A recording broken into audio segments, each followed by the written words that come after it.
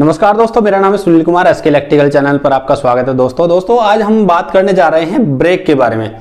Simple वाले break के बारे में बात करेंगे जो किसी भी मशीन में लगा रहता है, तो हम उसकी पहचान करेंगे कि जिसमें जो है ना सिंगल वाइंडिंग का ब्रेक होता है वो, और एक रेक्टिफायर से ऑपरेट होता है।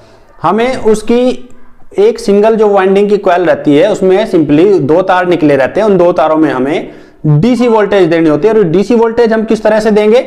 ये डीसी वोल्टेज हमें एक रेक्टिफायर के द्वारा देनी होती है। रेक्टिफायर जिसके बारे में हम एक वीडियो स्पेशल बना देंगे और रेक्टिफायर के बारे में समझाएंगे, लेकिन अभी हम सिर्फ इतना बताएंगे कि दो फेज से लेके हम जब रेक्टिफायर में देते हैं, रेक्टिफायर से वो स्पेसिफिकेशन जो भी ब्रेक की रहती है, ब्रेक को जितनी वोल्टेज चाहिए उतनी उसी हिसाब का रेक्टिफायर हम लगाते हैं। जैसा मोस्टली जो बेंडिंग मशीन में यूज होता है वो 440 वोल्ट से 190 वोल्ट डीसी बना के देता है।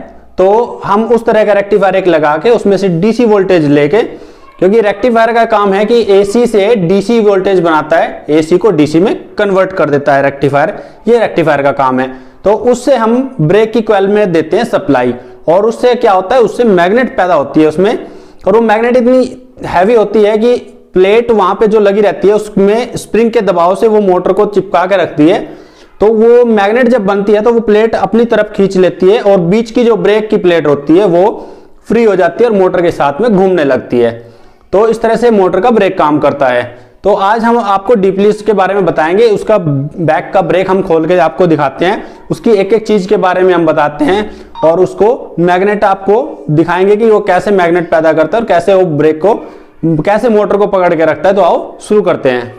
तो ये हमारे पास एक मोटर है, सिंपल ब्रेक जिसमें लगा हुआ है। तो इसका ब्रेक हम खोल के दिखाते हैं। ये ख़राब हो गया है और काम नहीं कर रहा है, तो इसमें हम खोल के देखेंगे कि क्या हुआ है। इसी से हमें पता लग जाएगा इसमें क्या फंक्शन रहता है, क्या क्या इसमें पार्ट रहते हैं। तो इस तरह से हम इसके पार्ट के बारे में आपको सारी डिटेल बताएंगे। देखो, ये इसमें बीच में जो प्लेट है इसी से ब्रेक चिपकता है, और ये मैग्नेट कॉइल है, यही मैग्नेट बनाती है जिससे ये अपने पास वाली प्लेट को अपनी तरफ खींचती है और ब्रेक रिलीज हो जाता है, मोटर फ्री हो जाता है। तो अभी हम इसको खोल के तब आपको सही से बताते हैं। अभी इसके हम स्क्रू खोल लेते हैं। स्क्रू खोल के ये मैग्नेट कॉइल अलग हो जाएगी और इसके सारे पार्ट एक एक करके निकलते चले जाएंगे।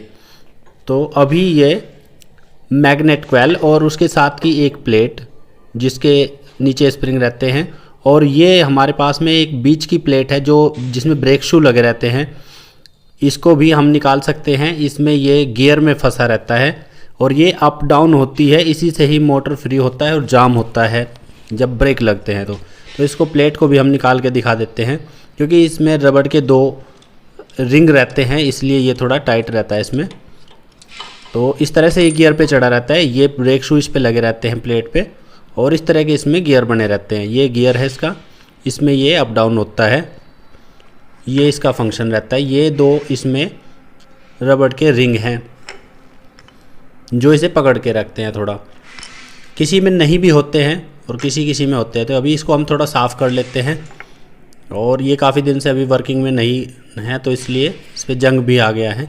इसको हम थोड़ा साफ़ कर लेंगे। तो हमें ये ध्यान रखना चाहिए कि मैग्नेट जो है ना अच्छी तरह साफ़ सुथरी रहे, उस पर ज़्यादा जंग ना लगा रहे। तो उसके साफ़ करके ही हम इसमें अच्छी तरह लगाएं जब भी हम मोटर के ब्रेक को खोल लें। तो इसे हम साफ़ कर लेते हैं और इसको भी थोड़ा चमका लेते हैं। अब ये चमक गया है, तो अब इसको हम देखते हैं, मैग्नेट कॉइल को चेक करेंगे। ये हमें खोलने की ज़रूरत नहीं पड़ती है, ना ही इसको निकालने की ज़रूरत पड़ती है। ये दोस्तों ये जल्दी ख़राब नहीं होता है। इस लॉक में ये गियर फंसा रहता है, गियर और ये प्लेट जल्दी कुछ ख़राब नहीं होता है इसका। तो इसको हमें ज़रूरत नहीं पड़ती है खोलने की जल्दी। बस इसको, ये प्लेट इसमें अप डाउन होती है गियर में, और इसी प्लेट पे ब्रेक शू लगे रहते हैं। इस तरह से ये प्लेट इस पर रहती है, और इसको भी हम साफ़ कर लेते हैं। थोड़ा इसको थोड़ा रफ़ कर लेते हैं। ये बिल्कुल चिकना नहीं रहना चाहिए, थोड़ा रफ़ रहना चाहिए। तो उस तरह से ये थोड़ा रफ़ हो गया है। इसमें एमरी पेपर हमने मार दी, जिसे रेगमार भी बोलते हैं। अब इसको हम खोल के देखेंगे कि इसमें अंदर हम क्या कर सकते हैं और क्या नहीं कर सकते हैं।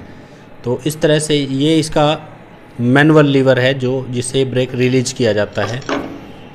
तो ये 3 नट बोल्ट इसके, ये बोल्ट ही है, नट तो इसको हम नहीं कह सकते। और इसमें बीच में होल रहता है जिसमें से और इसमें नट टाइट होते हैं जो मोटर में लगते हैं इसे होल्ड करने के लिए, जो मोटर में टाइट करने के लिए इसमें सहायता करते हैं हमें, वो इसके अंदर से ही लगते हैं 3 बोल्ट। तो इस तरह से इन 3 बोल्ट को खोलने में ये प्लेट अलग हो जाएगी और 2 लीवर के रह जाएंगे, ये भी हमें खोलने पड़ेंगे इसको अलग करने के लिए। तो ये मैनुअल लीवर है, जो ये मैनुअल लीवर काम करता है वही काम मैग्नेट कॉइल करती है, इस प्लेट को नीचे की तरफ दबाने का। तो इस तरह से जब ये लीवर इसे नीचे की तरफ खींचता है इन 2 बोल्ट की सहायता से, तब जाके ये ब्रेक रिलीज होता है। तो इस तरह से हम इसको, ये छोटे स्प्रिंग हैं इसमें इस तरह से, क्यों ये सिर्फ लीवर वाले बोल्ट में है और ये बड़े स्प्रिंग हैं। तो 3 स्प्रिंग ये ऊपर की साइड में हो गए और 6 स्प्रिंग ये अंदर की साइड में हो गए इसके। तो स्प्रिंग के साइज अंदर के और बाहर के दोनों सेम है, बस एक छोटा वाला स्प्रिंग डिफरेंट है। हम इसको दिखा देते हैं, देखो ये सेम है, ये छोटा वाला डिफरेंट है बस, जो 2 स्प्रिंग है बाकी सेम है। और ये प्लेट हो गई इसकी, यही प्लेट इसकी तरफ चिपकती है और इसके तार भी जल गए हैं, ये भी हमें लगाने पड़ेंगे। और ये लीवर के हैं, ये मैनुअल लीवर है जो इसको मैनुअली रिलीज करता है ब्रेक को। और इसमें ये 2 बॉल रहती है जिसमें बॉल टाइप नट है ये, इसमें ये ऐसे टाइट हो जाता है। तो इसको हम एक तरफ रख देते हैं अभी और इसको हम पकड़ लेते हैं, थोड़ा साफ़ कर लेते हैं इसको, ये ज़्यादा गंदा हो गया है। तो इस तरह से अब साफ़ सुथरा दिख रहा है। ये इसके अंदर जो है ये हमारी मैग्नेट कॉइल है, इसमें हमें वोल्टेज देने पड़ते हैं। इसके तार भी जल गए, हमें इसके तार भी लगाने पड़ेंगे। और ये इसके ऊपर प्लेट रहती है, इसके नीचे बीच में स्प्रिंग रहते हैं जो इसको प्रेशर देते हैं, ऊपर की तरफ धकेलते हैं और ये मोटर में ब्रेक शू को चिपकाए रखता है। और फिर जब मैग्नेट बनती है तो इस प्लेट को ही वो अपनी तरफ खींचते हैं, जिससे ये प्लेट रिलीज हो जाती है और मोटर घूमने लगता है। तो इस तरह से ये दबा के रखती है ऊपर को स्प्रिंग के सहायता से, और फिर उसको जब मैग्नेट कॉइल खींचती है तब ये फ्री होता है, तब मोटर घूमता है। तो अभी हम इसको चेक करेंगे अच्छी तरह। ये रेक्टिफायर है, इसके बारे में भी जानना आपको ज़रूरी है। इसमें जो ये AC के निशान हैं स्टार्टिंग के 2, इसमें हम इसकी मेन सप्लाई देते हैं और ये प्लस माइनस हो गया और स्विच के कनेक्शन हो गए, जो पहले से ही इसमें लूप है।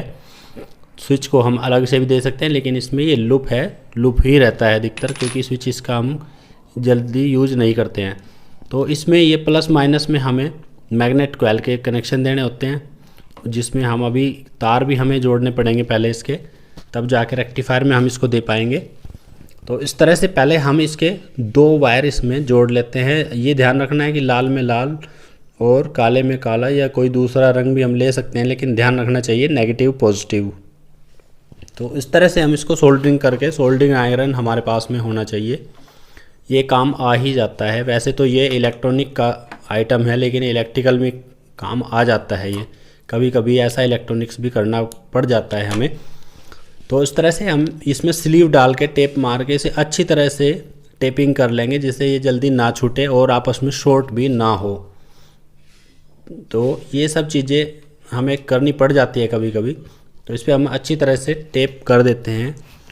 वैसे ये मैग्नेट कॉइल ख़राब है, लेकिन हम इसको फिर भी अपनी तरफ से पूरी अच्छी तरह से चेक करेंगे कि ये काम कर रही है या नहीं कर रही है। प्रॉपर तरीका हम समझाने की कोशिश करेंगे। तो अभी इसके वायर कनेक्ट हो गए हैं, अब हम इसको रेक्टिफायर में कनेक्ट कर सकते हैं। तो इसमें रेक्टिफायर में हम ये 2 तार कनेक्ट करेंगे, रेड को पॉजिटिव में और ब्लू को नेगेटिव में। तो उस तरह से हम इसको कनेक्ट करके इसमें सप्लाई देंगे। और इसका फंक्शन भी देख लो, इसका जो है ना 190 वोल्टेज का फंक्शन रहता है। ये DC आउटपुट करता है 190 वोल्टेज, इसको 440 हम इसको AC वोल्टेज देते हैं रेक्टिफायर को। तो अब इसके कनेक्शन भी हम इसमें 2 तार अलग से जोड़ देते हैं, प्लेट इसके ऊपर रहेंगी, रख देते हैं अभी ऐसे ही, बाद में इसको फिट कर देंगे। तो ये कनेक्शन हम इसके ऐसे ही टेम्परेरी अभी लगा देते हैं। और ये स्प्रिंग है, इसमें हमें थोड़ा वैसे ही लाइट दे के देखते हैं। अभी ये 220 वोल्ट है, अभी हमने दे के देखा तो इसमें कोई ख़ास फ़र्क हमें नहीं नज़र आए। तो अब हम इसमें इसके बाद में 440 ही दे के देखेंगे, क्योंकि इससे इसमें कुछ फ़र्क नहीं पड़ रहा है, इसमें मैग्नेट इतनी नहीं बन रही है। तो अभी हम इसके प्रॉपर स्प्रिंग लगा के और तब जाके 440 से ही ऑपरेट करके देखेंगे। प्रॉपर इसके स्प्रिंग भी लगा लेते हैं और इसकी प्लेट भी इसके ऊपर रख लेते हैं। इस तरह से इसके 3 स्प्रिंग आमने सामने हो जाते हैं और ये 3 स्प्रिंग 3 हिस्सों में ऊपर की तरफ हो जाते हैं इसके। तो इस तरह से इसकी प्लेट ये हम इसमें 3 जो हमने इसके बोल्ट खोले थे वो हम इसमें वापस से लगा देंगे और 1 से 1.5 mm का हम इसमें गैप रखते हैं चिपकने के लिए। तो तब तक उसको टाइट करते रहते हैं जब तक उसमें 1 से 1.5 mm या ज़्यादा से ज़्यादा 2 mm का गैप उसमें मेंटेन हो जाए। वो गैप हमें बराबर मेंटेन करना होता है। ये इससे तो हम अभी प्लेट को दबा देंगे, लेकिन ये 3 बोल्ट हमें एडजस्ट करने के लिए होते हैं जो मोटर की तरफ ये टकराए रहते हैं, मोटर की तरफ की प्लेट में। तो वहाँ पे हम इसको टाइट करते हैं, वहाँ एडजस्टिंग सही होती है, यहाँ पे हम इसकी एडजस्टिंग को सही नहीं मान सकते। तो ये लीवर भी हम इसमें कनेक्ट कर देते हैं अभी। तो ये अगर आप ध्यान से देख लोगे तो आप खुद कर पाओगे, तो इसमें कोई बड़ी बात नहीं है, ये आसानी से हो जाता है। हमें पता रहना चाहिए कि इसका फंक्शन क्या है, तो सब काम अपने आप हो जाता है। तो पहले हम इसकी वोल्टेज चेक करेंगे। पहले हम रेक्टिफायर में देखेंगे एसी वोल्टेज। तो अभी ये देखो 410 वोल्टेज हमारी आ रही है। इसके बाद जहाँ हमें ये तार कनेक्ट करने हैं तो इसकी डीसी वोल्टेज भी हम चेक करेंगे। तो मल्टीमीटर को डीसी पे सेलेक्ट करके और इसके डीसी वोल्टेज देखेंगे कि 190 वोल्टेज आ रहे हैं नहीं। तो 190 में थोड़ा 10-20 इधर भी हो जाते हैं। देखो 215 वोल्टेज तक, ये 210-15 तक ये दे रहा है, तो इसमें कोई प्रॉब्लम नहीं है, इतनी चलती है। तो डीसी वोल्टेज ये हमारी आ रही है रेक्टिफायर से, तो रेक्टिफायर सही काम कर रहा है। अभी हम इसको कनेक्ट करके देखेंगे। तो रेक्टिफायर से ही हमें डीसी वोल्टेज में इसको कनेक्ट करना होता है। तो नेगेटिव पॉजिटिव ध्यान से लगाएं। वैसे तो कोई प्रॉब्लम नहीं आएगी, वाइंडिंग में ही जाता है, लेकिन फिर भी अपनी तरफ से ये कनेक्शन सही करना चाहिए। जहाँ जिसका सिंबल दिया हो वहीं पे वही वायर लगाना चाहिए। तो इस तरह से ये नेगेटिव पॉजिटिव कनेक्ट हो गया। और अब हम इसको सप्लाई दे के देखते हैं कि कितनी मैग्नेट इसमें बन रही है। तो हम इसके बीच में कोई चाबी या पाना दे के भी चेक कर लेते हैं, और नहीं तो फिर वैसे भी पता लग जाता है कि जब सही काम करेगी तो ये अपने आप चिपक जाएगी। लेकिन ये नहीं चिपक रही है और काम प्रॉपर नहीं कर रही है। तो अभी ये हमारा काम नहीं हुआ है, समझो। ये मैग्नेट कोयल ख़राब है और हमें इसे रिप्लेस करनी ही पड़ेगी, रिवाइंड हमें ये करानी पड़ेगी। अभी हमारे पास में ये दूसरी मैग्नेट कोयल है, तो हम इसको इसी सेम रेक्टिफायर से कनेक्शन दे के दिखाएंगे कि ये कैसे काम करती है। प्रोग्राम इसका भी सेम है, ये साइज़ में थोड़ी छोटी है लेकिन प्रोग्राम इसका बिल्कुल सेम है। तो रेक्टिफायर में हम इसके कनेक्शन कर देते हैं, तो इसी सेम प्रोग्राम पे हम देखते हैं ये कैसे ऑपरेट होती है। क्योंकि बड़ी कोयल में हमारे इसमें मैग्नेट नहीं बन रही है, क्योंकि ये ख़राब है, हमें पहले से ही पता है, लेकिन फिर भी हमने इसके पार्ट खोल के दिखाए। तो अभी इसको हम ऑपरेट करके देखते हैं, इसमें सप्लाई दे के देखते हैं। तो इस तरह से ये हमने सप्लाई दी, तो ये तो एकदम ओके काम कर रही है, एकदम चिपक रही है और मैग्नेट भी इसकी हैवी बन रही है। तो इस तरह से ये कोयल सही है। और मोटर में अभी हम इसको समझा देंगे आपको। इस तरह से इसका गैप भी आप देख लो, 1 से 1.5 mm तक का इसमें गैप मेंटेन रहता है, और ये हमें बराबर रखना पड़ता है इसके पूरे के पूरे चारों तरफ। और इस तरह से ये इसमें हम आपको दिखा देते हैं। देखो किसी लोहे की किसी चीज़ या चाबी को हम ऊपर से भी इसके ऊपर डाल के दिखाएंगे तो ये एकदम से पकड़ लेगी। वैसे तो ये दिखाई दे रहा है सही कि मैग्नेट सही बना रही है और ये ऑपरेट भी सही हो रही है। देखो इस तरह से इसमें ये हैवी मैग्नेट बन रही है अच्छी, तो ये बिल्कुल ओके है। और ये देखो हम इसको ऊपर से इसके ऊपर फेंकते हैं तो यहीं पे चिपक रही है। वैसे तो हमें इस प्रमाण की ज़रूरत नहीं थी, ये दिखाई तो दे ही रहा है कि ऑपरेटर, लेकिन फिर भी हम इसको आपको दिखा देते हैं कि देखो ये दूर से ही पकड़ रही है लोहे को। तो इस तरह से हम इसको अब एक तरफ रखते हैं और इसको मोटर पे ही आपको फिट करके दिखाएंगे। ये वैसे ख़राब है, डिक्लियर है, और इसकी मैग्नेट कोयल हमें रिवाइंड करानी ही पड़ेगी। तो इतना चेक करके हम इसको डिक्लेयर कर सकते हैं कि हाँ ये ख़राब है और रिवाइंड करानी पड़ेगी इसकी मैग्नेट कोयल। और ये देखो ये इसकी ब्रेक शू है, ब्रेक शू प्लेट है जो मोटर पे चिपकती है। और इसको हमने बता दिया कि ये प्लेट देखो इतना गैप मेंटेन करके रखेंगे हम लगभग, और यहीं पे इस तरह से हम इसकी एडजस्टिंग करेंगे। इसके बोल्ट इसमें लगा देंगे इसमें अंदर से, और जब तक टाइट करेंगे इसको, जब तक कि ये मोटर बिल्कुल हाथ से घूमना बंद ना हो जाए अच्छी तरह, तब तक हम इसको एडजस्ट करेंगे। तो देखो इसको यहाँ पे टाइट करके और फिर इसको देखेंगे हम कि कहाँ पे ये सही एडजस्ट हो रहा है। ये जाम होना चाहिए यहाँ पे, जब हम इसको सप्लाई देते हैं मैग्नेट कॉइल को तभी ये फ्री होना चाहिए। तो इस तरह से ये एलेंके से हम इसको टाइट कर लेंगे। तो जब तक टाइट करेंगे हम, जब तक ये बिल्कुल मोटर जाम ना हो जाए,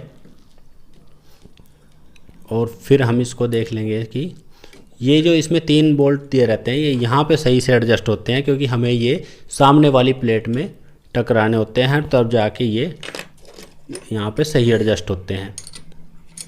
तो इस तरह से ये अभी हम टेम्परेरी ऐसे आपको दिखा रहे हैं, लेकिन जब आप एडजस्ट करोगे तो इसकी एडजस्टिंग बिल्कुल बराबर आनी चाहिए। आप किसी चीज़ को, चाहे तो ग्राइंडर का कोई ब्लेड हो या कोई पतली सी कोई पत्ती हो, जो उससे आपको इसके बीच में दबा के गैप इसका बिल्कुल बराबर मेंटेन करना होता है। तो इस तरह से ये हमने आपको लगा के दिखाया। अभी भी ये हाथ से घूम रहा है, तो अभी हमें और टाइट करना पड़ेगा ये। तो और टाइट करके इसको तब जाके ये तीनों बोल्ट एडजस्ट करने होते हैं हमें बराबर।